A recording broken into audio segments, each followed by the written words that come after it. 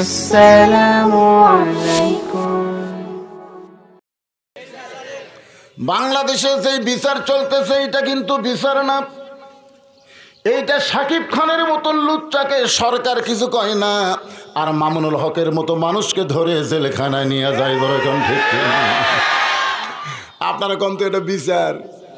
পরিমনির মতন ব্যবসাকে সরকার ছাড়ে দেয়, আর শায়েখ ইব্রাহিমের মতন বয়স্ক আলেমকে হাতে বেড়ি পড়ায়া জেলখানায় নিয়ে যায়। এগুলো বিচার নয়, এগুলো বিচারের নামে প্রহসন। ধরেন ঠিক কিনা? আল্লাহ কোরআনে বলেন, ইন্নাল্লাহা ইয়ামুরুকুম আন তুআদ্দুল আমানাতি ইলা আহলিহা ওয়া ইযা হাকামতুম বাইনান নাস আন তাহকুমু বিল আদল। শেষ বিচারের হাইকোর্টেতে, সবাই বলেন, শেষ বিচারের হাইকোর্টেতে তিনি আমায় করবেন পার, আমি পাপী তিনি জামিনদার। আল্লাহ যখন হাকিম হয়ে আমাদেরকে আসামি করে বিচার শুরু করবেন, ওই সময় আমাদের নবী উকিল হয়ে, ব্যারিস্টার হয়ে আল্লাহর কাছে আমাদের ব্যাপারে ওকালতি করে আমাদের জামিন করে জান্নাতে নিয়ে যাবে। তাহলে কোনো টেনশন আছে?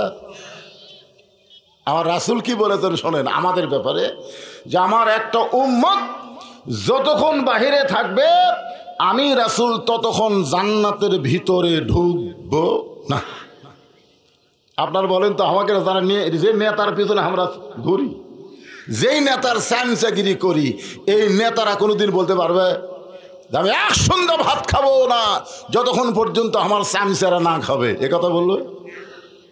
আর তারকে পিছনে আপনারা স্যামচাগিরি করতেছেন।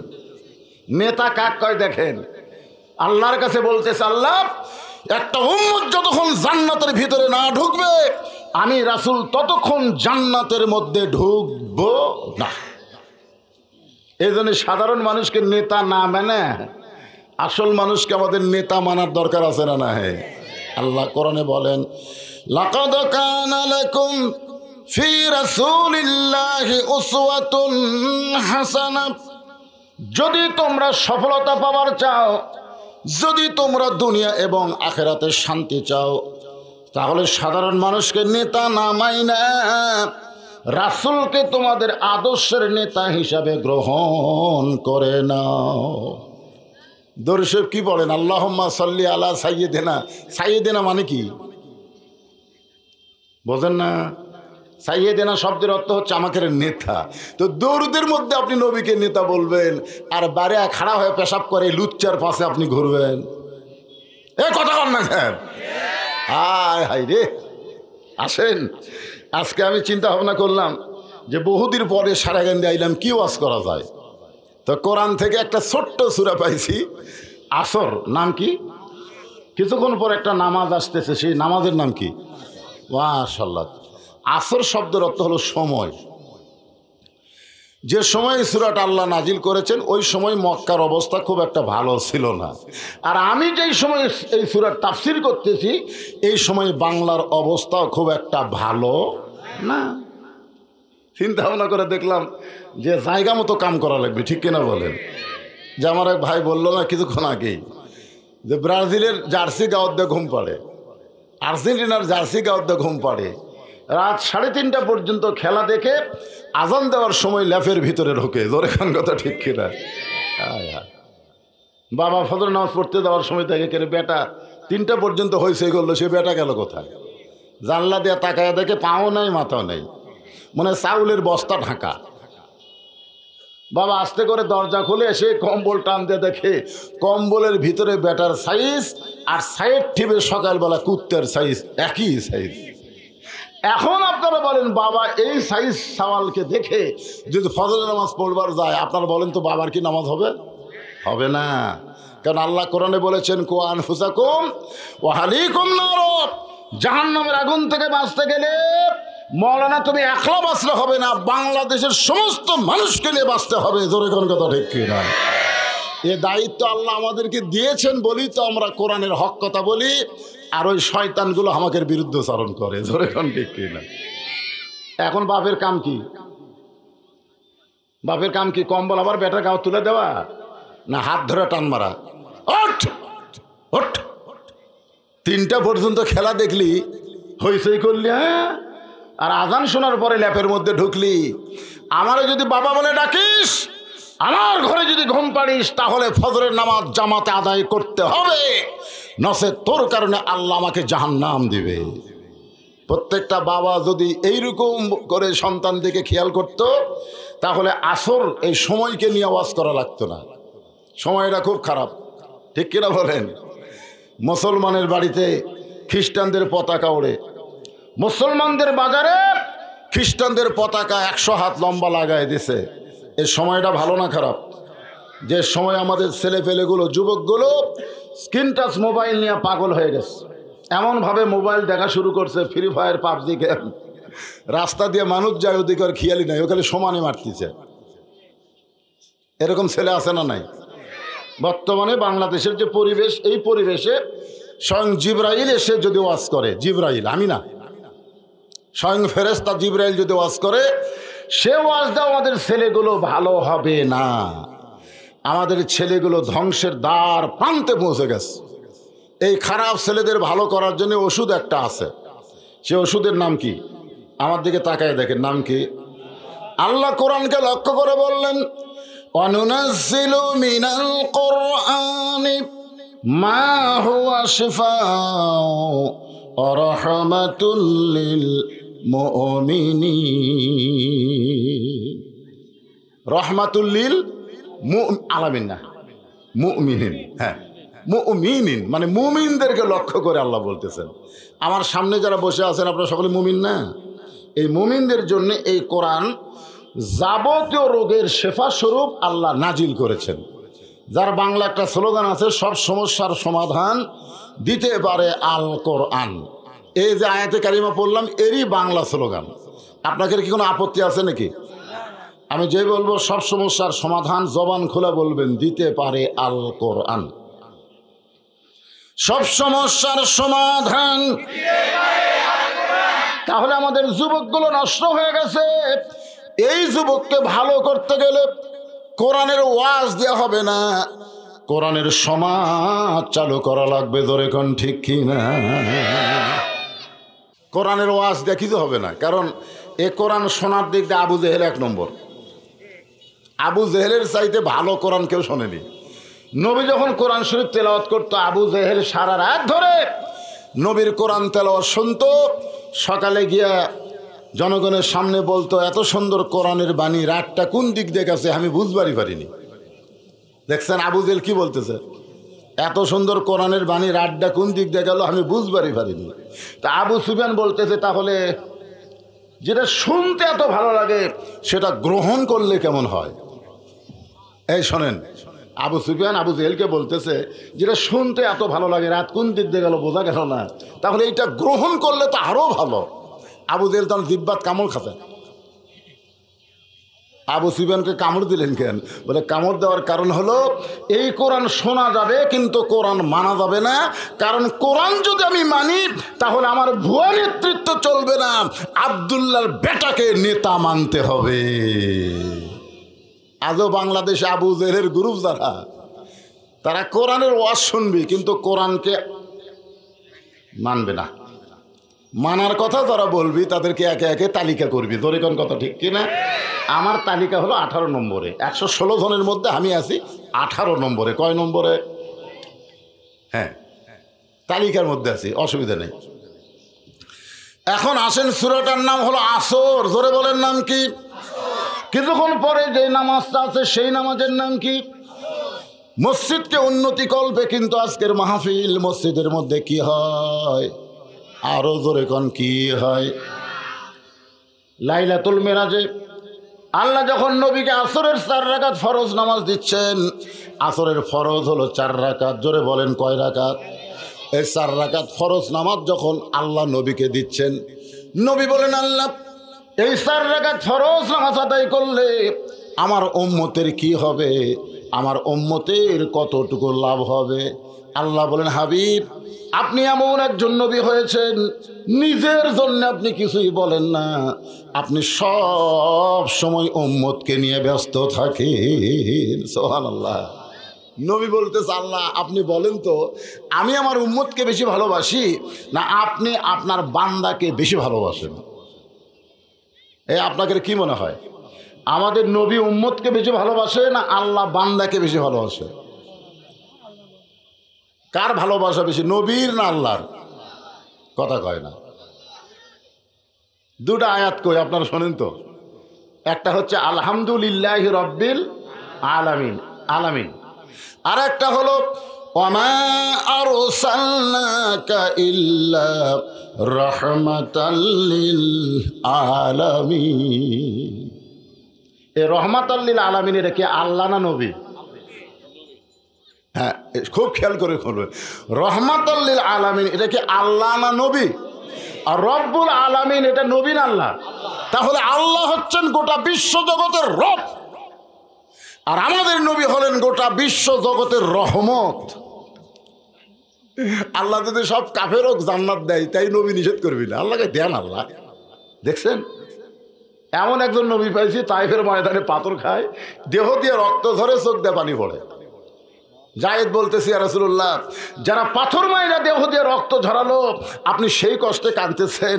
রাসূল বলে জায়েদ চুপ করো, যারা আমার দেহ দিয়ে রক্ত ঝরাইছে আমি তাদের হেদায়েতের জন্য, জান্নাতের জন্য কাঁদতেছি। জোরে কেন সুবহানাল্লাহ। জায়েদ কয় এটা মানুষ নাকি রে, মারে তারপরে তাদের জন্য আবার দোয়া করে। আমরা সেই নবী ভাগ্য গুণে পাইছি। সুবহানাল্লাহ বলেন।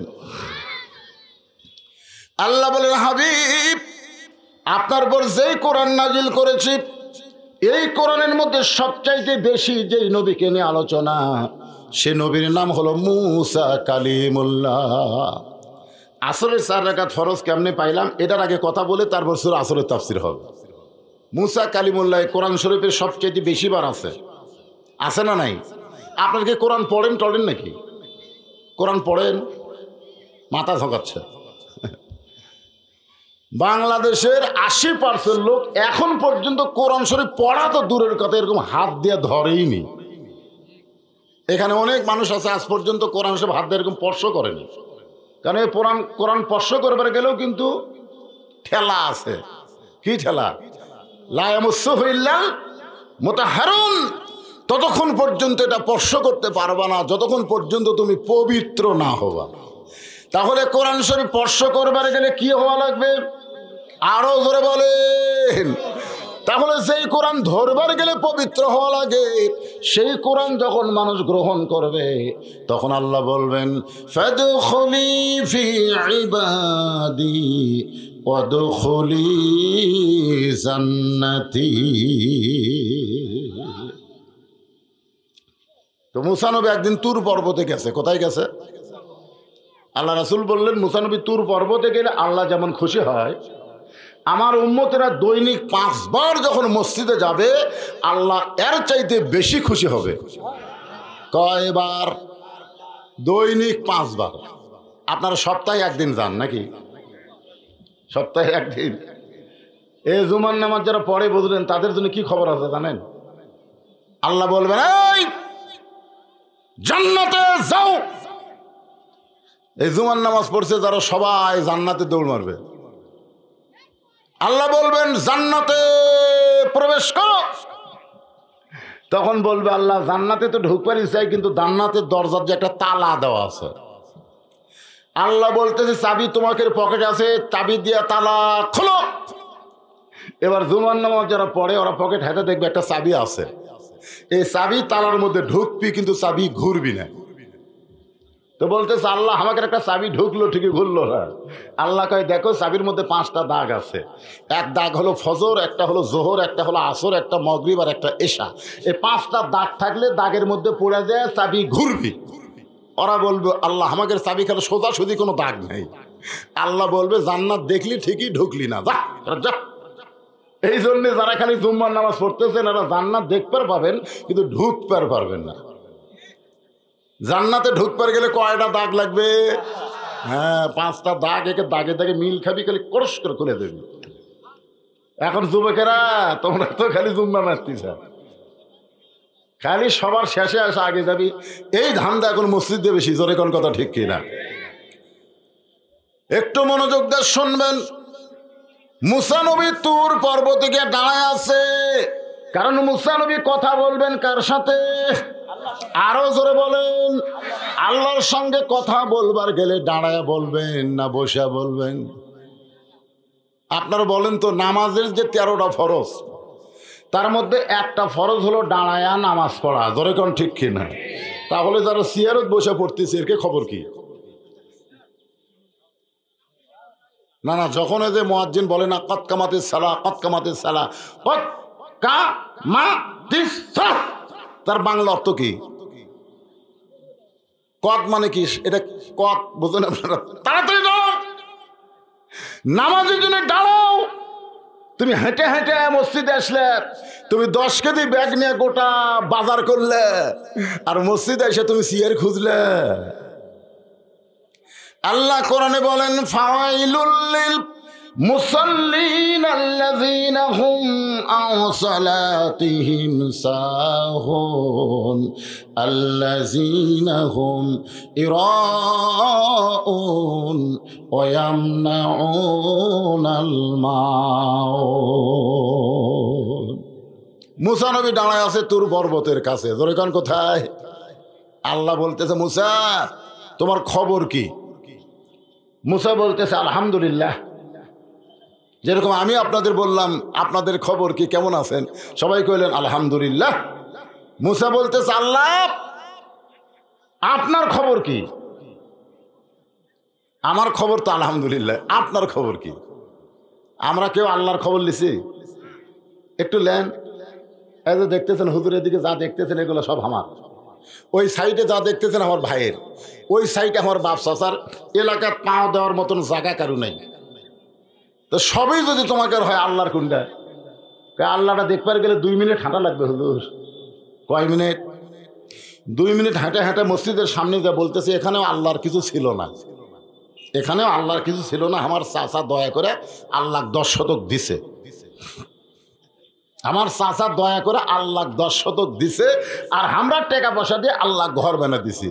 ফেরেশতাকে আল্লাহ, এটা দেশের নাম কি? আল্লাহ যেই দেশে তোমার কিছু নাই, ওর চাচা দিলে তুমি পাও, ওরা টাকা দিয়ে ঘর বানা দেয়, এই দেশের নাম কি? আল্লাহ বলতেছে, ওই দেশের নামই বাংলাদেশ রে। ওই দেশে আমি আল্লাহর চাইতে গরিব কেউ নাই রে। এরা নিজের বাড়ি বানায় কোটি কোটি টাকা খরচ করে, আর আমার ঘর বানাবার গেলে এরা ভিক্ষা করে। জোরেকর কথা ঠিক কিনা? আল্লাহর চাইতে গরিব আমাদের বাংলাদেশে কেউ আছে? এ কথা কয় না। এই আর আবার কি হলো রে, কি হলো রে, কি? ওহো, যদি আল্লাহ পরিবেশ দেয়, সামনের দিনে কোনোদিন আমাকে দাওয়াত দেবেন না, দাওয়াত দিবেন রাত্রে। আমার কথা কি বুঝলেন? ঘড়ি দেখবো না, ওয়াজ করতে থাকবো যতক্ষণ চলবি। এখন খালি ঘড়ি দেখা লাগবে, ঘড়ি দেখে কোন দিন ওয়াজ হয়? এই তোরা ডিস্টার্ব করিস না বাজান, সূরা আসরের তাফসীর শোনা লাগবে রে, সময় ভালো নাই। এখন মুসা বলতেছে, আল্লাহ আপনার খবর কি? আল্লাহ বলতেছেন, মুসা আমি আল্লাহ কেমন আছি যদি জানবার চাও, ইযহাব ইলা ফিরআউন ইন্নাহু তাগা। আমি আল্লাহ কেমন আছি যদি জানবার চাও, তাহলে ফেরাউনের কাছে যাও। কার কাছে যাও? তাহলে আল্লাহ কেমন আছে যদি আমরা জানবার চাই, তাহলে আমাকে যাওয়া লাগবে কোঠি? আমাদের দেশে তো ফেরাউন নাই। মিশরত যাবেন? মিশরত যাওয়া লাগবে না। ফেরাউন মানে কি এটাই জানেন না আপনারা। ফেরাউন হলো ইন্নাহু তাগা, ফেরাউন হলো সীমা লঙ্ঘনকারী। নিজের ক্ষমতা নাই, এরপরও ক্ষমতার অহংকার করে বেড়ায়। ধরে কোন কথা ঠিক কি না? আপনারা বলেন তো, সব ক্ষমতার মালিককে? আর 5 তলা দুটা 1.5 লাখ টাকার খাট, 12,000 টাকার কম্বল গাওয়ার দেখে আমার বাড়ি আমার ঘর আমার নামাইকে। ফেরেশতাকে আল্লাহ ফেরাউন কি করলো? আল্লাহ কয় ঠিক আছে। 9টার সময় এই কথা ভেবে আর ফেরাউন ঘুমে গেছে। 3টার সময় আল্লাহ একটা ভূমিকম্প দিছে। ধরে কোন কি কম্প?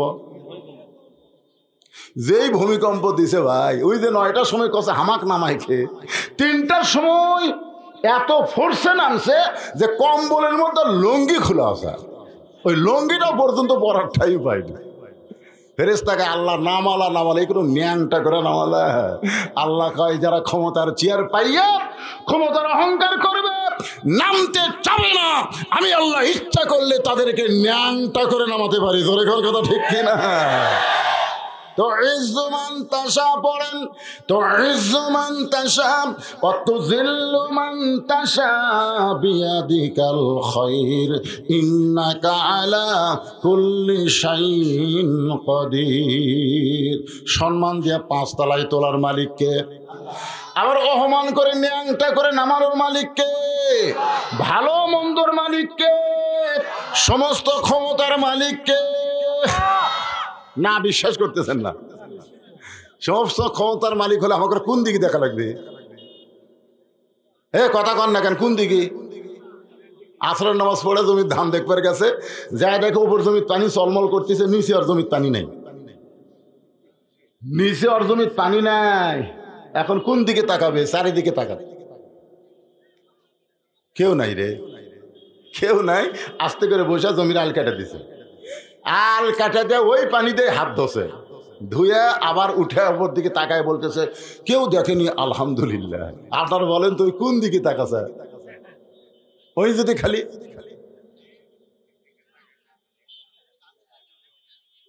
কি কে দেখতেছে? যখন কে দেখতেছে? আজকে বাংলার মুসলমান উপর দিকে খেয়াল নাই, খালি চারিদিকে খেয়াল করে চলতেছে। জোরে কোন কথা ঠিক কিনা? ওই দেখো পুলিশের গাড়ি আসতেছে, ওই দেখো র্যাবের গাড়ি আসতেছে। আরে পাগলা, যেগুলো দেখবার পাচ্ছ সেটা বাদ দাও, যেটা দেখতেছ না যে কোনো মুহূর্তে আজরাইলের গাড়ি আসতেছে। জোরে কোন কথা ঠিক কিনা? পুলিশ এই দিক থেকে আসবে, আমি এইদিকে দৌড় দেবো, ধরুক তো। কিন্তু আজরাইল যখন আসবে কোন দিকে দৌড়াবেন?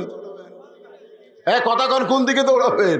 তাহলে আপনারা পুলিশ ধরার চিন্তা বেশি করেন না আজরাইল ধরার চিন্তা করেন? এই মুরব্বী হচ্ছে তো এই জন্য আজরাইলের কথা বলতেছে। যুবকেরা কেউ তো আজরাইলের কথা কয় না। কি কি কি রাগ করতেছে?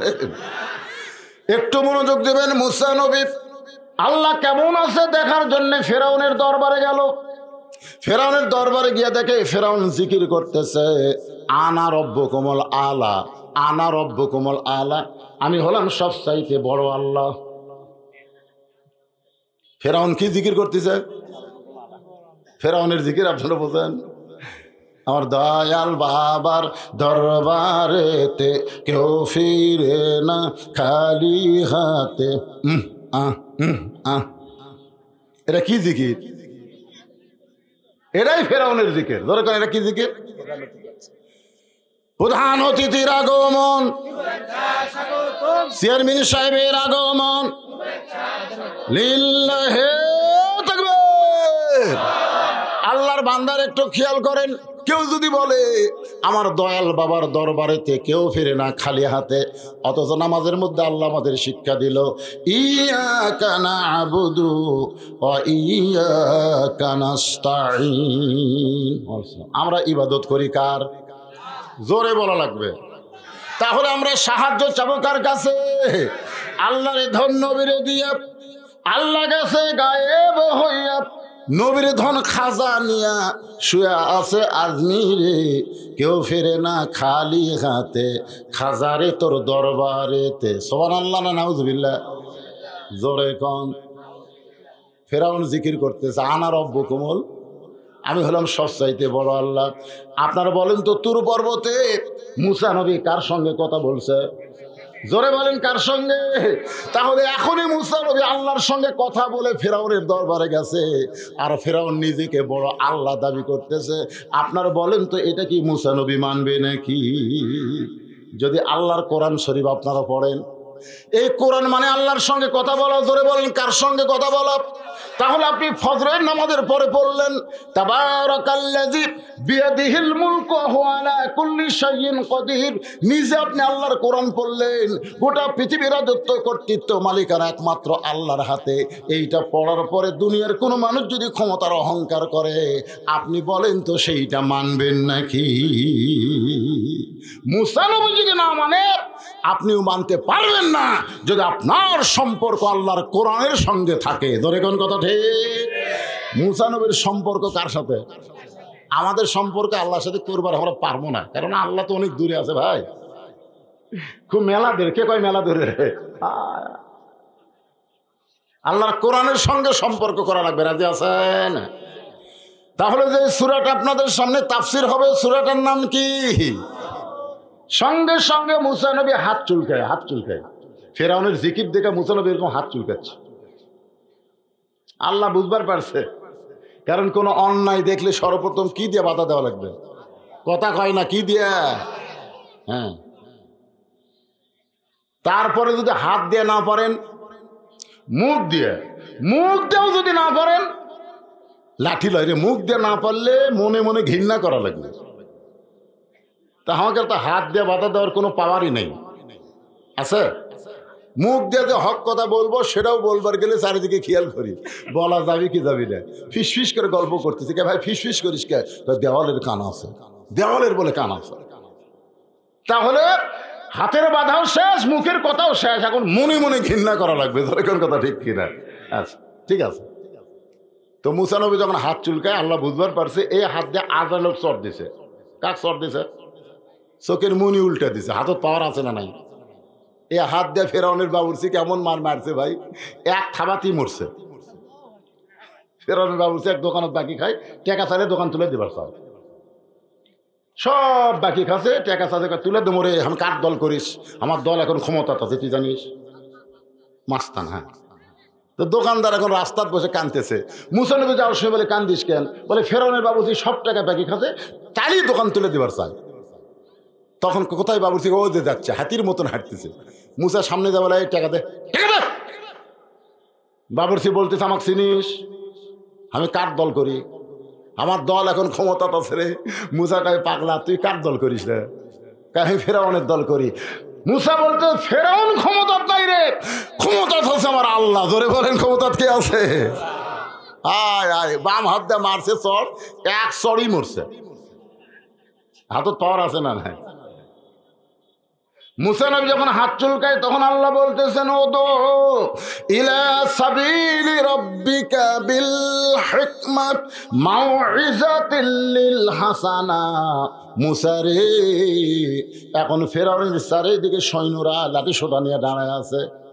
ফেরাউনের লক্ষ লক্ষ মানুষ আছে, তুমি মুসা একা। এই মুহূর্তে তোমাকে চড় থাপ্পড় দেওয়ার দরকার নাই, বরং হিকমতের সাথে দাওয়াত দাও। সাল্লাল্লাহু বলেন, প্রতিদিন নামাজের কথা বলে, নামাজের কথা বললেই বলে, ভাই তুই নামাজ পড়াও তা আমি না পড়াও তাই। আপনার বলেন, তুই ভালো মানুষ না ফেরাউনের লোক? তুই নামাজ পড়াও তা আমি না পড়াও তাই। দেখতেছে এক তো ডাইরেক্ট দাওয়াত দিয়ে কাম হচ্ছে না। আপনাকে এলাকার সবচাইতে বাজারে বড় বাজারের নাম কি? কলিতলা বাজারে। ওই বেনামাজের সঙ্গে দেখা হয়েছে, 3টার সময় হাত ধরে বলতেছে, চলো যাই। বেনামাজি ঘরের দিকে তাকাই, বলে এখন তো কোনো নামাজ নাই, এক নামাজ ছাড়া তুই তো আমার হাত ধরিস না। বলে ভাইজান, এতদিন নামাজের কথা বলছি, আর জীবনেও নামাজের কথা বলবো না। তাহলে হাত ধরলি কেন? বলে হাত ধরলাম, চলো চা খাও, তোমাকে একটু চা খাওয়াবার চাই। এখন বলেন, নামাজের কথা বললে যে এরকম গরম হয়, চা খাওয়ার কথা শুনলে গরম হবে? এখন চা স্টলে যা বলতেছে, পেঁয়াজি দাও, নেমকি দাও, জিলাপি দাও। বলে এত কেন ভাই? বলে তোমাকে আজকে মন ভরে আমি খাওয়াতে চাই। গল্প আর খাইতে খাইতে 40 টাকা পরিমাণ খাওয়া হয়ে গেছে। এমন সময় করিতলা মসজিদে আসরের আজান দিয়েছে। যে আজান দিয়েছে, তখন বলতে, ভাইজান নিয়ত করেছিলাম তোমাকে 50 টাকা খাওয়াবো, কিন্তু 40 টাকা খাওয়াতে খাওয়াইতে যে আসরের আজান দিল। তুমি একটু ধৈর্য ধরো ভাই, আমি নামাজ পড়ে আবার আসতেছি, আসার পরে আরো 10 টাকা কিন্তু খাওয়া হবে। এই বলে নামাজ যখন উঠবার চায়, বেনামাজি খপ করে হাত ধরছে। নামাজি বলতেছে, ভাইজান আমার হাত কেন ধরলা? বেনামাজি বলতেছে, ভাইজান একলা যাবেন, আমাকে কি বলবেন না? বলে এর আগে বহুদিন কইছি আপনি গরম হয়েছেন, এই ভয়ে আর বলবার চাচ্ছি না। বলে পাগল, আগে তুমি খালি খালি নামাজের কথা বলছো, আমার মন খারাপ হয়ে গেছে, কিন্তু আমার পিছনে আজকে 40 টাকা খরচ করছো মিয়া, আল্লাহর জন্য না হোক অন্তত তোমার জন্য আসরের নামাজ পড়বো। নামাজ কার জন্যে? মানুষের জন্য না আল্লাহর জন্যে? কিন্তু কি বলতেছে, আমার একটা বিবেক নাই, তুমি আমার 40 টাকা খাওয়াইছো, আরো 10 টাকা খাওয়াবে, তাহলে আমি আজকে তোমার জন্য আসরের নামাজ পড়বো। তখন বলতেছে মুসার গুরু আল্লাহ, এতদিন ডাইরেক্ট কথা বলে ও বেটার কাছে গাল খাসি, কিন্তু আজকে ডাইরেক্ট নামাজের কথা বলি নাই, হিকমত অবলম্বন করেছি। এখন তোমার বান্দা নামাজ পড়বার চাই, তোমার জন্যে না আমার জন্যে। আল্লাহ কাছে যারই জন্য হোক ভালো জায়গায় দিয়া যায়। এতক্ষণ তো খারাপ জায়গায় আছে, কোনো হাট বাজার কি ভালো না খারাপ? আর সবচাইতে ভালো জায়গার নাম কি? তো বলতে যে ভাই চলো উজু করি। অজু করে মসজিদে ওঠার সময় বলতে যে ভাই রে, এই ঘরত উঠবার গেলে খালি খালি উঠলে হবি না রে, ডান পায়ে মারা লাগবে। কোন পায়ে? শুধু ডান পায়ে উঠলে হবে না, জবান করে একটা দোয়া পড়া লাগবে, আল্লাহুম্মা ইফতাহ লি আবওয়াব রাহমাতিক। এই দোয়াটা পড়ে বেনামাজিকে মসজিদের বারান্দায় ওর সামনে কাতার গিয়ে আল্লাহকে বলতেছে, আল্লাহ আমার দায়িত্ব ছিল তোমার বেনামাজি বান্দাকে তোমার ঘরে নিয়ে আসা। আমি যেইভাবে হোক, ডাইরেক্ট হোক আর হিকমতে হোক, যেইভাবেই হই তোমার বেনামাজি বান্দাকে তোমার ঘরের বারান্দা পর্যন্ত হাজির করেছি। এখন তোমার দায়িত্ব হলো তোমার বান্দাকে হেদায়েত দেওয়া। ওয়ামান আহসানু قولا ممن دعا إلى الله وعمل صالحا وقال إنني من المسلمين। আল্লাহর কাছে কাঁদতেছে, আল্লাহর কাছে এতকার কান্দা লাগবে না, আমি আল্লাহকে হেদাতের দরজা খুলে দিলাম। জোরে কান সুবহানাল্লাহ। আসরের নামাজ পড়া শেষ হয়ে গেছে, চলো ভাই চলো, 40 টাকা খাচ্ছি তো আর 10 টাকা খাই, চলো। ও খালি কান্দে, কান্দিস কে ভাই? হায় হায় রে, নামাজের মধ্যে এত শান্তি রে, এটা আমি কোনোদিন বুঝবার পারিনি। নামাজের মধ্যে এত শান্তি, এটা আমি কোনোদিন বুঝতে পারিনি ভাই। আজকে দেখি আপনারা বলেন তো, এতদিন নামাজের কথা শুনবারই পারিনি, আজকে মসজিদের মধ্যে থেকে আর বাড়াবার পারতেছে না। তো আমাকে দায়িত্ব কি? মানুষকে যেভাবেই হোক মসজিদ পর্যন্ত হাজির করা। যেরকম কথা ঠিক কিনা? আর আল্লাহর দায়িত্ব হলো আমি আল্লাহ তার গলায় হেদায়েতের মালা পরায় দেওয়া। আল্লাহ বলে, মুসা ফিরআউনের সঙ্গে মারামারি করা লাগবে না, হিকমতে দাওয়াত দে। সুবহানাল্লাহ। আসলে আল্লাহর যে কি দয়া ভাই, সুবহানাল্লাহ। এখন মুসা নবী ফিরআউনকে হিকমতের দাওয়াত দিবে, যে দাওয়াতটা বর্তমান যুবকরা নষ্ট হয়ে গেছে, এদেরকে হিকমতের দাওয়াত দেওয়া লাগবে। সেই দাওয়াত এরপরে আসরের ওয়াজ। আমার মা বোনেরা যারা পর্দার অন্তরালে বসে আছে, মা বোনদের জন্য কিছু ওয়াজ করা লাগবে। তো আজকের প্রধান অতিথি সাহেব এখনই যাবার চাচ্ছেন, কিছু শোনা লাগে, আপনাদের একটু কিছু শোনা দরকার ভাই।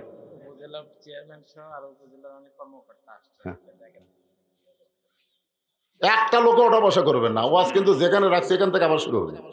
আর আসরের নামাজ প্রতিদিন কটার সময় হয়? আজকে যদি ওয়াজের তালে 15 মিনিট বেশি হয়ে যায়, আপনার কি বিরক্ত হবেন? কারণ নামাজ তো আমরা এখানে বিশাল জামাত হবি, এই চারি এলাকার সমস্ত মানুষ মিলে যে নামাজ হবে, আমাদের এলাকা এটা বেশি হবে, হবে না? বিশাল জামাতে আমরা আসরের নামাজ পড়বো। কারা কারা এখানে আসরের নামাজ জামাতে আদায় করবেন? আল্লাহ খাত দেখেন তো দেখে, লিল্লাহে তাকবীর, হাত নামান তো। কারা কারা পড়বেন না হাত তোলেন তো দেখে। একজন আমি ভুল করে তুলবার চাইছিল। এখন আজকের মাহফিলের সম্মানিত প্রধান অতিথি চেয়ারম্যান সাহেব, যার অত্যন্ত কষ্ট এবং লা ইলাহা ইল্লাল্লাহ, সবাই জবান খুলে জিকির, লা ইলাহা ইল্লাল্লাহ, লা ইলাহা ইল্লাল্লাহ মুহাম্মাদুর রাসূলুল্লাহ।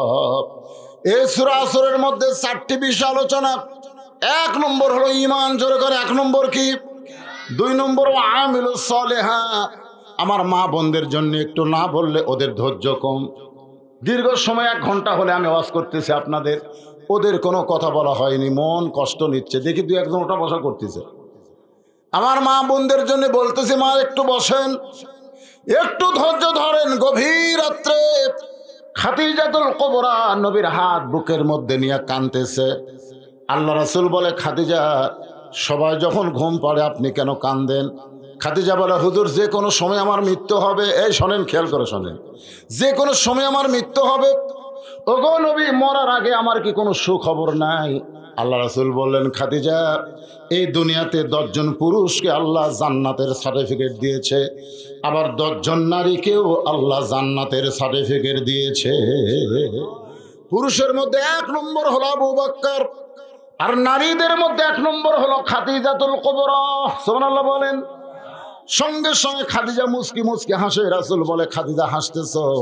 বলে, ইয়া রাসূলুল্লাহ, আমি এতদিন জানতাম শুধু পুরুষরাই জান্নাতের সার্টিফিকেট পেয়েছে, নারীদেরকে জান্নাতের সার্টিফিকেট দেওয়া হয় নাই।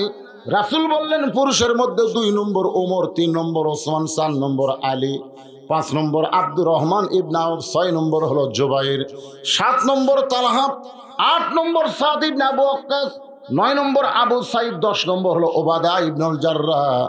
এই 10 জন সাহাবীকে বলা হয় আশারে মুবাশশারা। রাসূল বলেন, খাদিজা, আপনি হলেন নারীদের মধ্যে 1 নম্বর। আপনি বলেন তো, পুরুষের মধ্যে 2 নম্বর যদি ওমর হয়, তাহলে নারীদের মধ্যে 2 নম্বর কে হলে ভালো হয়?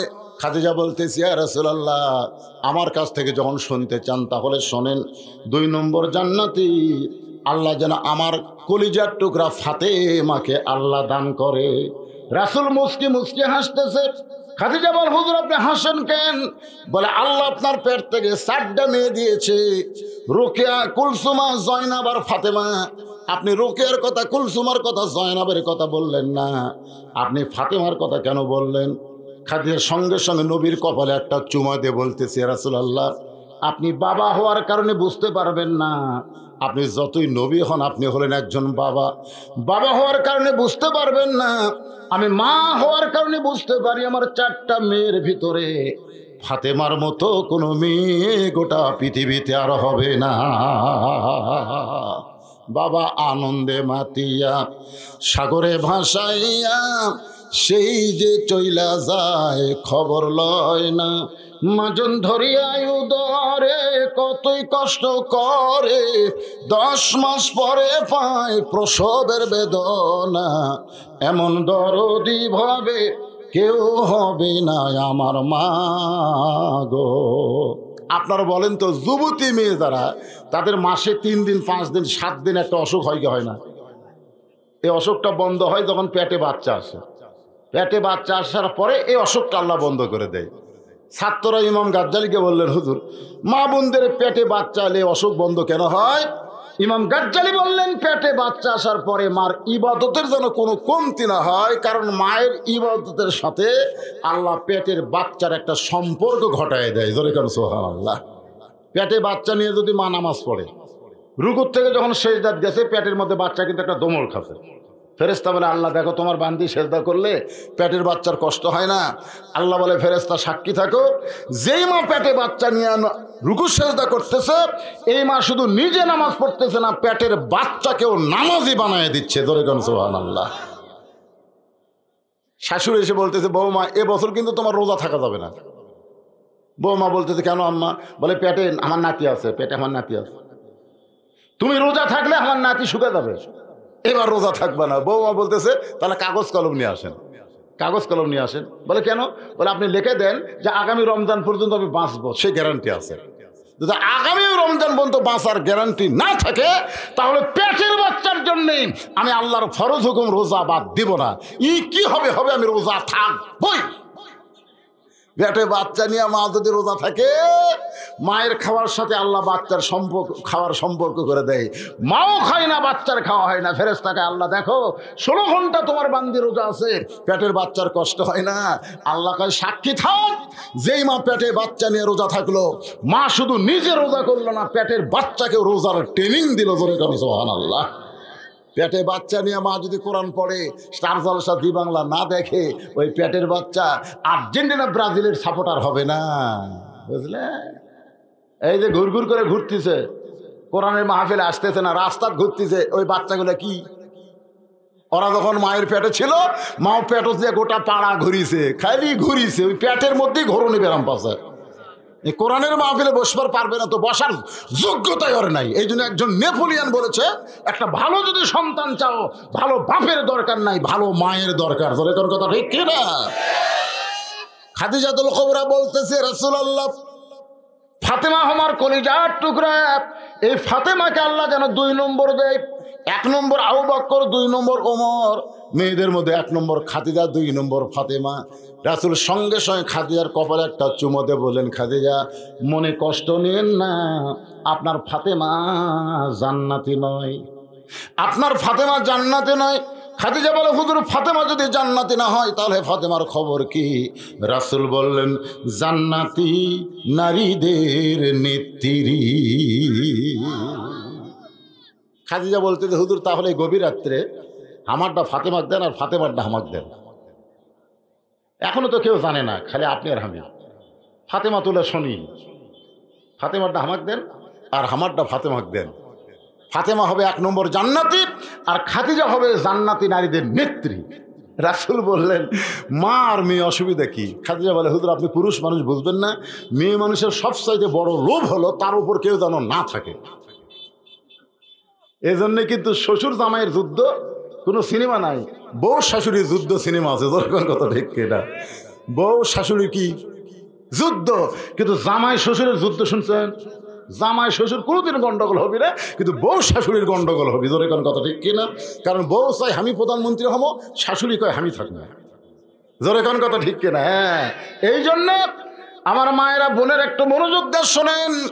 আল্লাহ রাসূল বলেন, খাদিজা আমি হলাম ঘোষণাকারী, দেওয়ার মালিক হচ্ছে আল্লাহ, আমি তো দেওয়ার মালিক না, দেওয়ার মালিক কে?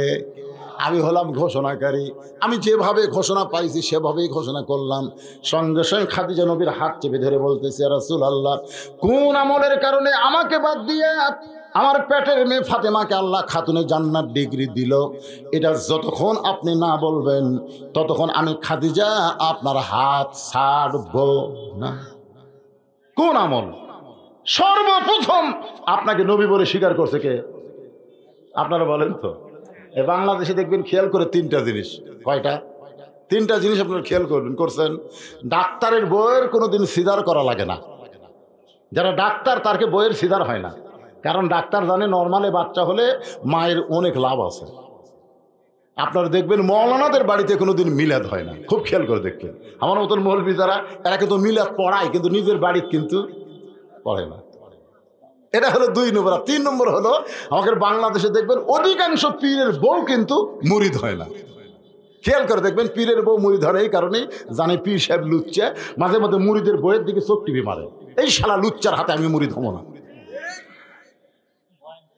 তাহলে কয়টা? কথা এখন কয়টা? 1 নম্বর ডাক্তারের বইয়ের সিজার লাগে না, মৌলবীর বাড়িতে মিলাদ হয় না, পীরের বউ মুরিদ হয় না। আর নবীর বউ সর্বপ্রথম নবীর হাতে কলেমা পড়েছে। ধরে কেন সুবহানাল্লাহ। কারণ পীরের বেড়া ভালো হুজুর, ভিতরে খেজুর, আর আমার নবীর বাহিরেও যা ভিতরেও তাই। সুবহানাল্লাহ কর না কেন? এই জন্য পিঠটির না ধরে নবীর ধরা লাগবে। ধরে কোন কথা ঠিক কিনা ভাইজান?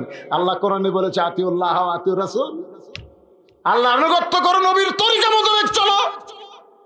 এমন এক ভণ্ড তুমি ধরছে, যেই ভণ্ড নিজেই জাহান্নামের ফ্যাক্টরি। ধরে কোন কথা ঠিক কিনা? ও আবার তোমারে কেমনে পার করবে? আল্লাহর বান্দার মনে কষ্ট নেন না, কথা প্রসঙ্গে বলে দিলাম। আসরের নামাজ কেমনে পাইলাম? মুসা নবী চলে গেছে ফেরাউনের কাছে, মনে আছে না? ভুলে গেছেন? মজার ওয়াজ আছে যুবকেরা, তোমাদের জন্য ওয়াজটা আমি নোট করে নিয়েছি। এবার খাদিজা বলতে যে হুজুর কোন আমলের কারণে ফাতেমাকে আল্লাহ খাতুনে জান্নাত ডিগ্রি দিল, যতক্ষণ না বলবেন ততক্ষণ আমি আপনার হাত ছাড়বো না। আল্লাহ রাসূল বলে, খাদিজা কোন আমলের কারণে ফাতেমাকে আল্লাহ খাতুনে জান্নাত ডিগ্রি দিল, এটা জানবার গেলে আপনাকে 2টা প্রশ্নের উত্তর দেওয়া লাগবে। কয়টা? 1 নম্বর প্রশ্ন খুব খেয়াল করেন, রাসূল খাদিজাকে বলতেছে 1 নম্বর প্রশ্ন হলো, আপনি কত বছর বয়সে ঈমান গ্রহণ করছেন? খাদিজা বলতেছে, হুজুর ঈমান গ্রহণ করার বয়স হলো আমার 55 বছর। মা খাদিজার যখন 55 বছর তখন ঈমান গ্রহণ করছে। রাসূল বললেন, তাহলে চিন্তা করেন, আপনার হায়াতের 55 বছর আপনি কাফের ছিলেন। কয় বছর? 55 বছর আপনি কাফের ছিলেন। আপনি বলেন তো আপনার ফাতেমা কয় বছর কাফের? খাদিজা কান্দা কান্দা কয়, ইয়া রাসূলুল্লাহ কি বলেন?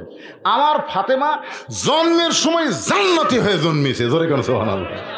রাসূল বললেন, দেখেন 1 নম্বরে আপনি কাজ। 2 নম্বর প্রশ্ন হলো, আপনার নাকের সাইজ কেমন? আপনার মুখের সাইজ কেমন, আপনার দাঁতের সাইজ কেমন, আপনার গায়ের রং কেমন, এটা দুনিয়ার কত পুরুষ বলতে পারবে? খাদিজা বললেন, হুজুর 40 বছর বয়সে যখন আপনাকে স্বামী বলে স্বীকার করলাম, ওই সময় মক্কার সবচাইতে ধনবতী রমণী ছিলাম। এই ধনবতী হওয়ার পিছনে কারণ হলো আমার অনেকগুলো ব্যবসা ছিল। এই ব্যবসা চালাইতে গিয়া হাজার হাজার পুরুষের সঙ্গে আমার লেনদেন হয়েছে। ওই পুরুষগুলো খাদিজার নাকের কথা বলতে পারবে, চোখের কথা বলতে পারবে, মুখের কথা বলতে পারবে, গায়ের রং বলতে পারবে। রাসূল বললেন, খাদিজা এখন বলেন তো আপনার ফাতেমার মুখের সাইজ কেমন, এটা দুনিয়ার কত পুরুষ বলতে পারবে? আপনার ফাতেমার গায়ের রং কেমন, এটা দুনিয়ার কত পুরুষ বলতে পারে? আপনার ফাতেমার দাঁতের সাইজ কেমন, কত পুরুষ বলতে পারে? খাদিজা কান্দারে বলে, নবী গো, আপনার মাধ্যমে 4টা মেয়েকে আমি জন্ম দিয়েছি, উদরে ধারণ করেছি, কিন্তু ফাতেমা যখন দুনিয়াতে জন্ম নিল, আমি মা হয়ে বলতেছি ও যেন পর্দার ভিতরে জন্ম নিয়েছে। রাসূল বললেন, খাদিজা আপনি মা হয়ে বলতেছেন ফাতেমা পর্দার মধ্যে জন্ম নিয়েছে, আর আমি নবী হয়ে বলতেছি ফাতেমা পর্দার মধ্যেই বড় হবে। ফাতেমা যেদিন দুনিয়া থেকে বিদায় নিবে, গভীর রাত্রে হযরত আলীকে বুকের মধ্যে নিয়ে কাঁদতেছে। আলী বলে, বিবি গো, হঠাৎ আপনার কি হলো, এমন করে কেন কাঁদতেছেন? ফাতেমা বলে, স্বামী আপনি হয়তো জানেন না, আমি গোপনে গোপনে আল্লাহর কাছে একটা দোয়া করেছি। আলী বলতেছেন, দোয়া কি কবুল হয়েছে? ফাতেমা বলতেছে, আলহামদুলিল্লাহ। সঙ্গে সঙ্গে আলী বললেন, ফাতেমা কি দোয়া করেছো? আমরা গরিব রে, আমাদের বাড়িতে খাবার নাই, তুমি কি দোয়া করলে ফাতেমা?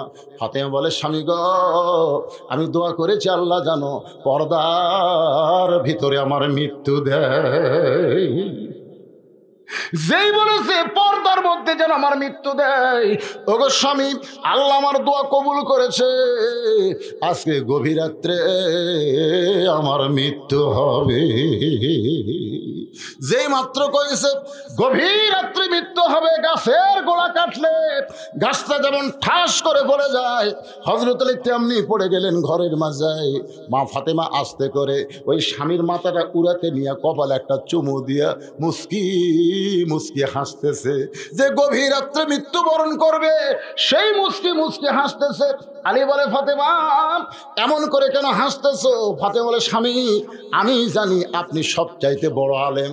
আমার বাবা বলেছে, আনা মাদিনাতুল ইলমি ওয়া আলী বাবুহা, দুনিয়াতে যত আলেম আছে সবচাইতে বড় আলেম হলেন আপনি।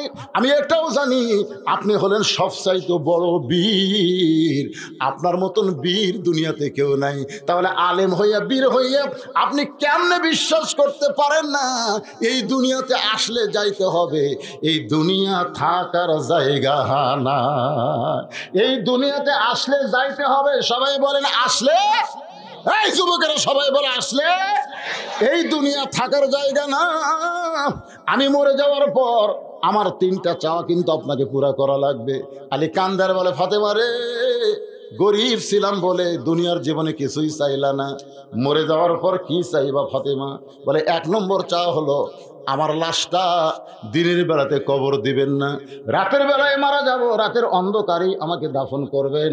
আমি ফাতেমা চাচ্ছি আমার কবরটাও যেন পর্দার মধ্যে থাকে। জোরে কোন সুবহানাল্লাহ।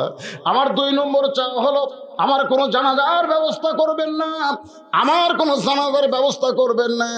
আলী কান্দের বলে, ফাতেমা তুমি নবীর কলিজার টুকরা, তোমার মৃত্যুর খবর শুনলে লক্ষ মানুষ দোয়া করবে, তুমি কি চাও না তোমার জন্য জনগণ দোয়া করুক? ফাতেমা বলে, দুনিয়ার সব মানুষ যদি দোয়া করে ফাতেমা ভালো, আর আপনি যদি মুখটা বন্ধ করে থাকেন আমার ফাতেমার 1 তিল পরিমাণ লাভ হবে না। আর দুনিয়ার সমস্ত মানুষ যদি বলে ফাতেমা খারাপ, আর আপনি যদি বলেন আমার বউ ফাতেমা ভালো, এক স্বামীর সার্টিফিকেটে ফাতেমার 8টা জান্নাতের দরজা খুলে গেল।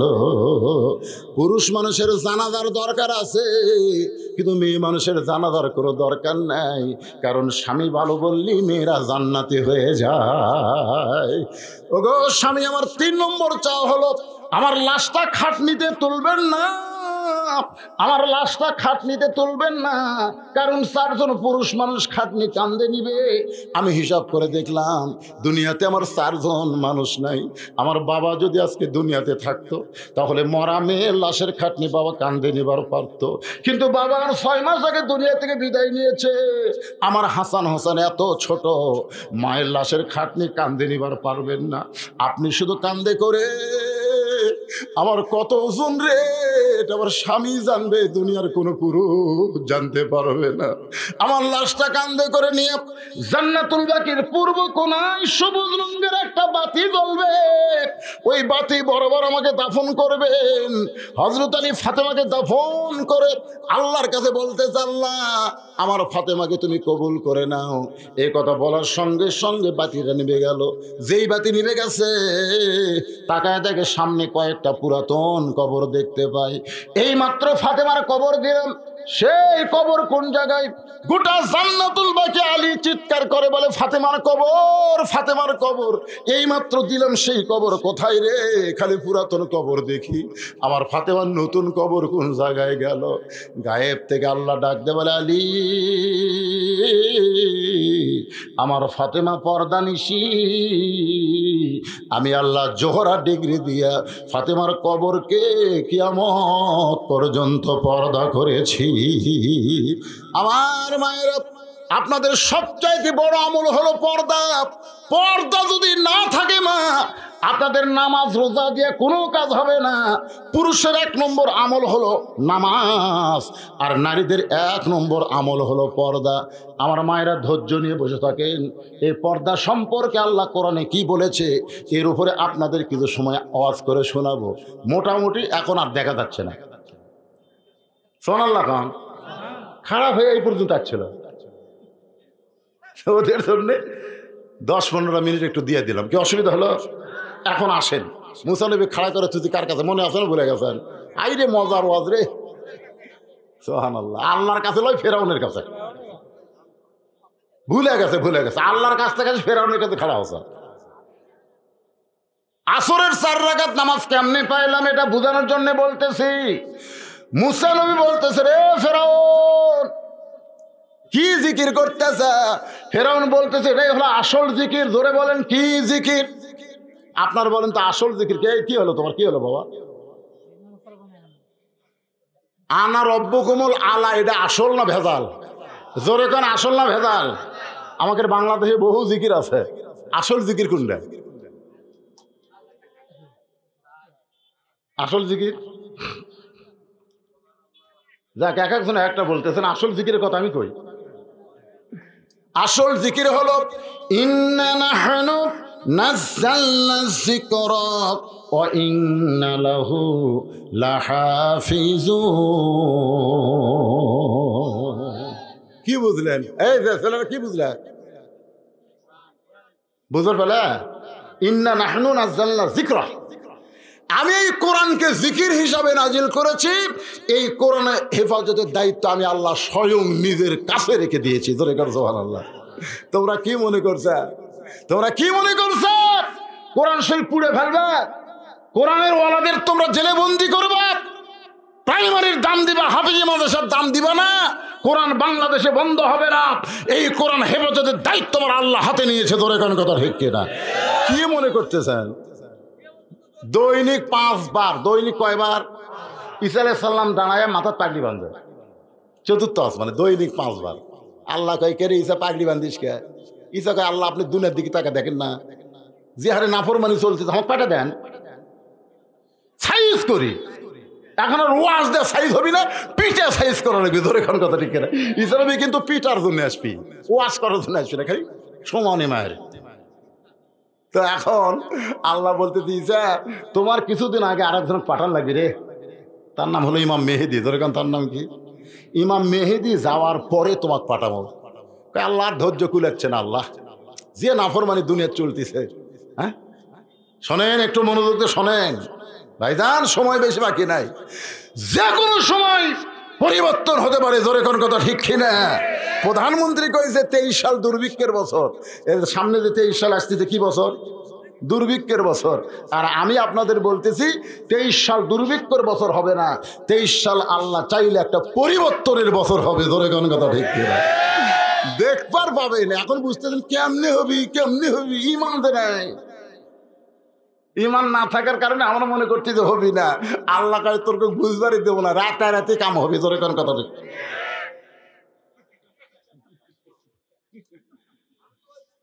ওই জন্য তাকে আছে ভালো করে টাকা থাকা লাগবে, চোখের মনি উল্টে যাবে।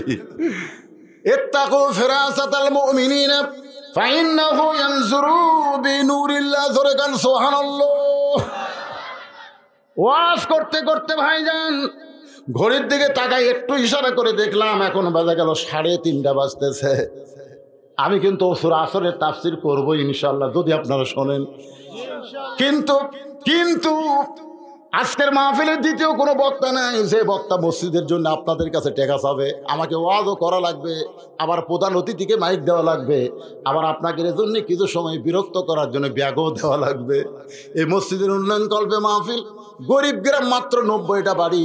সবাই বলে আমরা গরিব হুজুর, আল্লাহর ঘর মসজিদ আমরা বানাবার চাই, কিন্তু আমাদের স্বাদ আছে, সাধ্য নাই।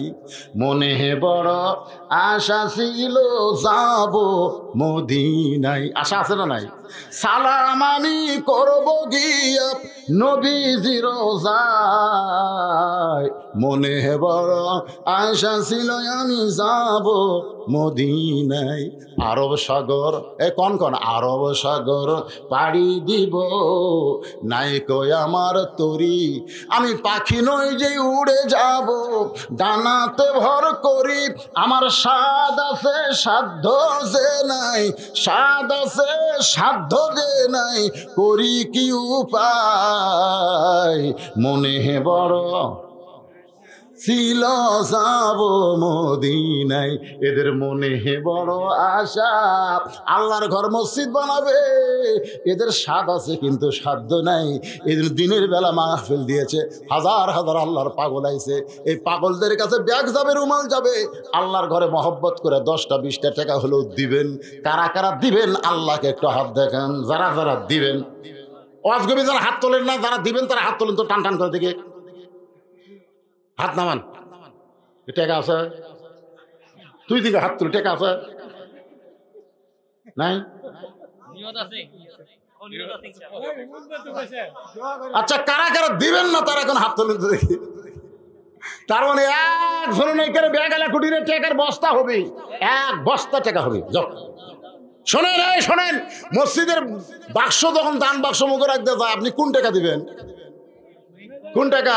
পকেটের টাকা বের করে দিলে থেকে চলে না, চা খাওয়া চলে না, পান খাওয়া খেয়ে না, ওই টাকা দিবেন? আল্লাহ কোরআনে বলেছে লান তানালুল বিররা হাত্তা তুনফিকু মিম্মা তুহিব্বুন। সবচাইতে মহব্বতের টাকা আল্লাহ দাও, দুনিয়ার ব্যাংকের টাকা। আজকে যারা বাটপার চিটার তারা চুরি করতেছে। জোরে কর কথা ঠিক কিনা? ব্যাংকে তার টাকা নাই তো, সব শেষ হয়ে গেছে। আল্লাহর জান্নাতের ব্যাংকে আজকে যে টাকা আপনারা দিবেন, এটা আল্লাহর জান্নাতের ব্যাংকে আল্লাহ জমা করে দিবে। ভাই জানে ব্যাগ নামছে লাল ব্যাগ, দেখেন লাল ব্যাগ। সবাই দেন, ব্যাগের মধ্যে দেন। মাত্র 2 মিনিট 3 মিনিটের মধ্যে আদায় কমপ্লিট করে আমি আবার টানা ওয়াজ করবো। এই টেনশন আর আমার মাথার মধ্যে থাকবে না। এখানে অনেক আল্লাহর বান্দা আছে যারা ব্যাগের মধ্যে দিবেন না, 500 দেবেন, 1000 দিবেন, 2000, 5000 দিবেন। এই সকল আল্লাহর পাগলদের আমি বলি এখানে এসে আপনারা দিয়ে দেন। যদি কেউ মনে করেন হুজুর আমি নগদ তো টাকা আনি নাই, বেশি দিবার চাচ্ছি, তাহলে খাতার কলম দিয়ে বসে গেছে, আপনারা একটু হাত তুলে বলেন মসজিদে 1 বস্তা সিমেন্ট দেবেন, 2 বস্তা সিমেন্ট দেবেন, 1000 টাকা দেবেন, 5000, 10,000 টাকা দেবেন। এইরকম আল্লাহর যদি কোনো রাকাত নামাজ পড়বো, মুসা নবী সাগরের তলদেশে রাস্তা পায় 4 রাকাত নামাজ পড়ে। ওই 4 রাকাত নামাজ আল্লাহর এতই ভালো লাগছে, আল্লাহ বলে হাবিবুল্লাহ ওই মুসা নবীর 4 রাকাত নামাজ আমি যত্ন করে রাইখা দিয়েছি। আজকে লাইলাতুল মিরাজে আপনার উম্মতের জন্য আসরের 4 রাকাত নামাজ হিসাবে আপনাকে দিলাম। আপনার উম্মতেরা আসরের 4 রাকাত নামাজ যখন মসজিদে জামাতের সঙ্গে আদায় করবে, মুসা নবীর সমপরিমাণ সওয়াব আমি আল্লাহ দিয়া দিব। ইন্নাল ইনসানা লাফি খুসর, নিশ্চয় মানুষগুলো ক্ষতির ভিতরে। এত দরদ করে আদর করে মানুষকে আল্লাহ তৈরি করে, সে মানুষ ক্ষতির মধ্যে পড়ুক আল্লাহ চায় না। আল্লাহ বললেন ইল্লাল্লাযীনা আমানু ওয়া আমিলুস সলিহাত ওয়া তাওয়াসাউ বিল হক ওয়া তাওয়াসাউ বিস সবর। চারটা বিষয় যদি তোমরা সজাগ থাকো, 1 নম্বর হলো ঈমান, 2 নম্বর নেক আমল, 3 নম্বর হক কথা বলা, হক পথে চলা, 4 নম্বর হলো হক কথা বলতে চলতে গিয়া বিপদ আপদ মুসিবত আসবে, ধৈর্য ধারণ করবা। এই 4টি আমল যদি তোমরা করতে পারো, 4টা কাজ যদি তোমাদের দ্বারা হয়, তাহলে তোমরা ক্ষতির মধ্যে পড়বা না। তোমরা দুনিয়া থেকে কবরে তোমাদের দেহ যাবে, কিন্তু ভিতরে পাখির কবর হবে না। এই পাখিটাকে আল্লাহ 8টা জান্নাতের দরজা খুলে দিবে। তাহলে 1 নম্বর কি? ঈমান। জোরে করে 1 নম্বর কি? ঈমানটা মজবুত করা লাগবে। ইকরার বিল লিসান, তাসদিক বিল জানান, আমল বিল আরকান, এরই নাম হলো ঈমান। জবানে বলতে হবে, কলিজার মধ্যে জায়গা দিয়ে বিশ্বাস করা লাগবে। আমার ঈমান বাঁচানোর জন্য জীবন যাক, আমার কোনো আপত্তি নাই। আমরা কেউ কোনোদিন বলবো না জীবন বাঁচানো ফরজ, আমরা সবসময় বলবো ঈমান বাঁচানো ফরজ। আপনারা বলেন তো, জীবন বাঁচানো ফরজ না ঈমান বাঁচানো ফরজ? আমাদের বাংলাদেশের লোকেরা কিন্তু জীবন বাঁচানো ফরজ মনে করা বাতিলের সঙ্গে তারা আপোষ করে চলতেছে। যদি তারা বিশ্বাস করতো ঈমান বাঁচানো ফরজ, তাহলে 1 মুহূর্তের জন্য এরা বাতিলের সঙ্গে আপোষ করতো না। বাংলাদেশের একজন মুমিনকে উকিল বলতেছে, মুমিনকে উকিল বলতেছে, আপনি যদি বাঁচতে চান তাহলে রাষ্ট্রপতির কাছে দরখাস্ত করেন। কার কাছে? রাষ্ট্রপতির কাছে দরখাস্ত করেন। রাষ্ট্রপতি দয়া করে যদি ফাঁসির দণ্ড মওকুফ করে না, আপনার আর কোনো টেনশন নাই। তখন মুমিন বলতেছে, এই উকিল, এই কার কাছে দরখাস্ত করবার করলি? কার কাছে? হচ্ছে রাষ্ট্রপতির কাছে। আরে পাগলা, আমি আমার জীবনে 3টা রাষ্ট্রপতি ক্ষমতার থাকা অবস্থায় মরা দেখছি। যারকে কাছে দরখাস্ত লিখবার বলতেছি, আমি 3টা রাষ্ট্রপতি মরা দেখছি ক্ষমতার থাকা অবস্থায়। একটা বঙ্গবন্ধু শেখ মুজিবুর রহমান, একটা জিয়াউর রহমান, একটা জিল্লুর রহমান। এরা যদি প্রেসিডেন্ট হয়ে মরে, তাহলে এর কাছে দরখাস্ত কোনো মুমিন লিখতে পারে না। কারণ মুমিন বাঁচতে চায় আল্লাহর কাছে, মরতে চায় আল্লাহর কাছে। জোরে কোন কথা ঠিক কি না? উকিল কয় এরাই হলো মুমিন রে। ফাঁসি দেওয়ার জন্য নিয়ে যাচ্ছে, একটা বার পিছন থেকে টান খায় না, সামনের দিকে যায়। তো একজন বলতেছে ফাঁসি দিবি, আপনার ভয় হয় না? মুমিন বলতেছে, ওয়ালা তাকুলু লিমান ইউকতালু ফি সাবিলিল্লাহি আমওয়াতুন বাল আহইয়াউ ওয়ালাকিন লা তাশউরুন। তোমরা বলো আমাদের ফাঁসি হবে, আর আমরা দেখতেছি 8টা জান্নাত আমাদেরকে বরণ করে নিবে। ঈমান। এরপরে নেক আমল। নেক আমল হলো মা আতাকুমুর রাসূলু ফাখুযুহু ওয়া মা নাহাকুম আনহু ফান্তাহু। আমার কথা কি বুঝলেন? নেক আমল কি? এই বুঝলেন? ফজরের নামাজ পড়ে এক সাহাবী নবী তাকায় দেখে চোখ 2টা রক্তের মতন লাল। আল্লাহ রাসূল বললেন, কে রে, আমার চোখ সাদা, আবু বকরের চোখ সাদা, উমর ওসমান আলীর চোখ সাদা, তোমার চোখ লাল কেন? তো কয়, হুজুর এশার নামাজ পড়ে আমি ঘুমাতে পারিনি। আল্লাহ রাসূল বলেন, কেন ঘুমাতে গেল না? বলে, আমি ঘুমাইলে যদি মরে যাই, এই জন্য সারা রাত ধরে আমি কোরআন শরীফ পড়ছি, নামাজ পড়ছি, তওবা ইস্তেগফার করছি, কানতে কানতে আমার চোখ 2টা লাল হয়ে গেছে। কানতে কানতে চোখ লাল হলো। সুবহানাল্লাহ না বলে নাউযুবিল্লাহ। আল্লাহ রাসূল বলতেছে, নতুন ইসলাম পালো কোথায়? এই নতুন ইসলাম কোথায় পাবে? আমি এশার নামাজ পড়ে আমার বুকের মধ্যে ঘুম পাড়ি, তোর বউ নাই? তুই যে সারা রাত কানলু, নামাজ পড়লো, কোরআন পড়, তোর বউ? হুজুর আমারও বউ আছে। বউ আমাকে বললো, কে রে, নামাজ পড়ে আসছো একসাথে? এই কিসের ঘুম রে? কোনো ঘুম নাই, আমি সারা রাত কানবার চাই। রাসূল কয়, আমি আর বউগুলো ঘুম পড়ি, আর তুই আমার উম্মত হয়ে কান্দিস। এই ইসলাম কোথায় পালি? আমার ইসলাম হলো আমিরুস সালিহ, হলো মা আতাকুমুর রাসূলু ফাখুযু ওয়া মা নাহাকুম আনহু ফান্তাহু। আমার ইসলাম হলো এশার নামাজ জামাত আদায় করেছো, বউকে বুকের মধ্যে নিয়ে ঘুমায় যাও, ফজরের সময় সামনে কাতারে নামাজ ধরো, সারা রাত ঘুম পারলে তাহাজ্জুদের সওয়াব আল্লাহ তোমার আমল নামায় দিয়ে দিবে। এই সহজ ইসলাম তুমি কঠিন করছো কে? তাহলে আমিরুস সালিহ মানে কি বুঝতেছেন? নবীর তরিকা মোতাবেক চলা লাগবে, অন্য তরিকা বানান যাবি না। আজকে আমাকে দেশত কাদরিয়া, চিশতিয়া, নকশবন্দিয়া, মোজাদ্দেদিয়া, কিরে এত তরিকা করে? তরিকা তো একটাই। তরিকা কয়টা? কথা কন না কেন? কথা কন কয়টা? তাহলে কয় তরিকা মানবেন? এত তরিকা বানানোর কে দিল? তরিকা বানানোর হুকুম তো কাউকে দেওয়া হয়নি। আল্লাহ কোরআনে বলেছেন, কুল, হে রাসূল আপনি বলেন, ইন কুনতুম তুহিব্বুনাল্লাহ ফাত্তাবিউনি, কেউ যদি আমি আল্লাহকে পাওয়ার চায়, আপনি নবী বিনে আমি আল্লাহকে পাওয়ার কোনো রাস্তা নাই। সবাই আমার সঙ্গে বলেন, উপায় নাই রে, বলেন উপায় নাই রে, উপায় নাই রে, উপায় নাই, নবী বিনে আল্লাহ পাওয়ার। ওহু, যারা বলতেছেন না এরা মরবি রে, এরা মরবি রে। কেরে জবান খোলে না কেরে? এরা সাদা কালা গান কয়, সাদা কাল্লা সাদা কাল্লা, এরা ভালোই কয়। কাঁচা বাদাম ফাটা বাদাম ভালোই কয়। আমাদের নামের দরকার নাই, নামের দরকার নাই। গোপনে 10,000 এক বান্দা আল্লাহর ঘরে নগদে করছে দান। আমরা দোয়া করি নাম যাই হোক, 1 নম্বর জান্নাতে আবু বকরের সঙ্গে আল্লাহ যেন জান্নাত দেয়। জোরে কোন আমিন। আমাকে নামের দরকার আছে, জান্নাত আবু বকরের সঙ্গে পালি হলো। জোরে কোন কথা ঠিক কিনা? মাশাআল্লাহ, সুবহানাল্লাহ, আলহামদুলিল্লাহ। তাহলে ওয়ামিলুস সালিহা মানে কি বুঝলেন? এই কি বুঝলেন? ঈমান মানে কি বুঝলেন? রাষ্ট্রপতির কাছে দরখাস্ত করা যাবে না, দরখাস্ত কার কাছে? আর ওয়ামিলুস সালিহা মানে নিজের ইচ্ছা মতো আমল করা যাবে না, নবীর তরিকা মোতাবেক করা লাগবে। কথা বুঝলেন? আল্লাহর একজন বান্দা 2,000 টাকা নগদ করলো দান, আল্লাহ তার দানকে কবুল। এ ভাই ওঠেন না রে, আর দুটার জিনিস আছে। একটা হলো অতাওয়া সাওবিল হক। স্যার এখন কি অতাওয়া সাওবিল হক? আপনারা জানেন বাংলাদেশে একজন প্রখ্যাত আলেম ছিল, বুখারী শরীফের যিনি বাংলা অনুবাদ করছে, তার নাম হলো আজিজুল হক। ধরেন তার নাম কি? আর ওয়াজ হচ্ছে ওয়াতাওয়া সাওবিল হক। আপনার বন্ধু আইজুল হক কি জেলত যায়নি? এ ধরেন জেলত যায়নি। এরপরে ওনার সন্তান শাইখুল হাদিস মামুনুল হক, আবার কয় না মামুনুল।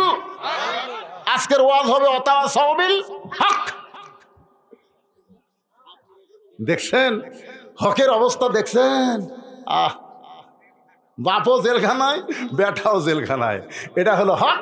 কুলজাল হক ওয়াজাহাকাল বাতিল ইন্নাল বাতিলা কানা যাহুকা। এখন আপনারা বলেন যে হক এ পর্যন্ত আমি 9 বার ঢুকছি। কয়বার? সামনে চান্স আছে আরো কয়েকবার। এবারে ওয়াজটা করি বাবা রে, হাই রে হাই রে, কি করি রে? না না না, টাকাও লাগবে রে। হাই হাই রে, মসজিদের বলে ছাদ নাই না? ছাদ আছে। কষ্ট করেই তো বাজান, কষ্ট করলি তো। কৃষ্ণ কথা যাবে না, কৃষ্ণ এটা হিন্দুদের একটা মূর্তির নাম, ঠাকুরের নাম কৃষ্ণ নাই। কষ্ট করলে কৃষ্ণ মিলে, কষ্ট করলে আল্লাহ মিলে খাওয়ালে। কৃষ্ণ কিরে? কষ্টের বিনিময়ে আমরা আল্লাহ পাবো। তোর কোন কথা ঠিক কিনা? খবরদার কৃষ্ণ খবেন না, কবির না। আমার বউ তুই আমার লক্ষ্মী, খবরদার কবির না। লক্ষ্মী হিন্দুদের একটা দেবতার নাম। দরকার কথা ইনশাল্লাহ আমাকে অর্ধেক তো হিন্দু হয়ে আছে। এই লক্ষ্মী কবেন না, কৃষ্ণ কবেন না, এগুলো কথা চলবে না। আমার কথা কি বুঝলেন? অথা কি না সোনা মনে কি দরকার? সোনা কবেন, সোনা কি রে? ও আপনি কলজা কবেন, কলজা। আপনি বলেন তো সোনার দাম বেশি না কলজার দাম বেশি? তো কলজা কবেন। তুমি আর কলজার টুকরা গো একটু বউ খাবেন, অসুবিধা কি? আল্লাহ কোরআনে বলছেন, হুন্না লিবাসুল লাকুম ওয়া আনতুম লিবাসুল লাহুন্না। স্বামী হলো বিবির পোশাক, বিবি হলো স্বামীর পোশাক। দিনের ওয়াজে এত ওয়াজ করা যাবে না, এটা রাতে দাওয়াত নিয়ে করা যাবে। ধরে কোন ঠিক কিনা? আমি দিনে খুব পাড়াপাড়ি করতেছি, কারণ ওয়াজগুলো তো বুঝার লাগবে। অতাও সাওবিল হক আপনাকে কিছু বুঝাইছি, বুঝলেন? হকের অবস্থা কি? আইজুল হক, মামুনুল হক। হ্যাঁ, 50 বছর এই বাংলাদেশের সবচাইতে ভালো তাফসীর হক কথা যিনি বলেছেন, সে আল্লাহর ওলি, কোরআনের পাখি, এখন বন্দি জেলখানায়। ধরে বলেন ঠিক কিনা? ওনার নাম বলা দরকার নাই, কইলি জনগণ বুঝবার পারে বন্দি ময়না কোন জায়গা। কে রে? কাউয়া, এ কাউয়া, কাউয়া কাউয়া কা কা করে, কাউয়া কয় কে রে? তোক বন্দি করে না কে রে? তোক বন্দি করে না। কাউয়া কয় আমার কাকা মানুষ ঘৃণা করে, বিশ্বাস করে না, এই জন্য আমার দাঁড়িয়ে আছে। আর ময়না যে কথা কয়, আয় আয়, প্রত্যেকটা কথা মানুষের কলজার মধ্যে ঢোকে। এই জন্য ময়নাক বেড়াত হয়নি, ময়নাক ভিতরে ঢুকে থসে। ধরে কোনো আমার সোনার ময়না পাখি, সবাই বলেন আমার সোনার ময়না পাখি, কোন দেশেতে উইরা গেলি রে, দিয়া মোরে ফাঁকি রে আমার সোনার ময়না পাখি।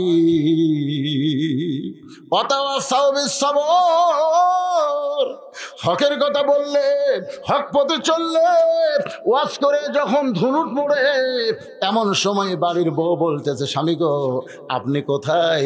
বললাম সিরাজগঞ্জ ওয়াজ করে এখন ধুনুটের মোড়ে আইছি। বউ বলে বাড়িতে আসবেন না, পুলিশ 11টা থেকে ঘুরতেছে, বাড়িতে আসবেন না, পুলিশ ঘুরতেছে। চোখ দিয়ে পানি পড়ে। তোমার কোরআনের কথা বলে একটা হুজুর বাড়ির যাবার পারে না, পুলিশ ঘরে। এই অবস্থায় ধৈর্য ধারণ করতে হবে। কোনোদিন বাচ্চা হয়নি রে, এবার প্রথম বাচ্চা মা দিবে। এই বাচ্চার কি কষ্ট মা তো জানে না। প্রসব বেদনা যখন শুরু হয়ে গেছে, মা কান্দের বলে জীবন দিব, বিষ খাবো, মহিলা দেবো, গলার দড়ি দিব। দাদি নানি বলে কান্দিস না রে, কান্দিস না, ধৈর্য ধর। কথা সবর, ধৈর্য ধর, ধৈর্য ধর, ধৈর্য ধর। ধৈর্য ধারণ করেছে, দাঁতের উপর দাঁত দিয়া দাইমা বাচ্চা ধরতেছে। এত কষ্টের পর যখন বাচ্চা হলো, প্যা করে কান্না দিল, মা বেহুশ হয়ে গেছে। ঠান্ডা পানির মধ্যে কাপড় ভিজায়া মায়ের কপালে যখন কাপড় দেয়, মা সময় হোশ ফেরা পাইছে। ওই বাচ্চাকে গোসল করে যখন মায়ের কোলে দেয়, মা কিন্তু বাচ্চাকে নিয়ে জিব্বা বের করে চুমা খায়। দাদি নানি বলতেছে, এর জন্য তুই গলার দড়ি দিবার চাইলি, এর জন্যই বিষ খাবার চাইলি, লাত্তি দিয়ে ফেলে দে, ওরা আদর করিস কেন? মা বলে, দাদি গো কষ্টের পরে এমন শান্তি, এমন সুন্দর নিয়ামত আল্লাহ আমাকে দিবে, এইটা কখনোই তো আমি বুঝতে পারি নাই। আজকে বাংলার জমিনে কোরআনের কথা বলে, কোরআনের পথে চলে, কোরআনের সৈনিক হয়ে যারা কষ্টের মধ্যে আছো বাজান, আরো কষ্ট প্রসব বেদনার মতন আপনাকে সহ্য করা লাগবে।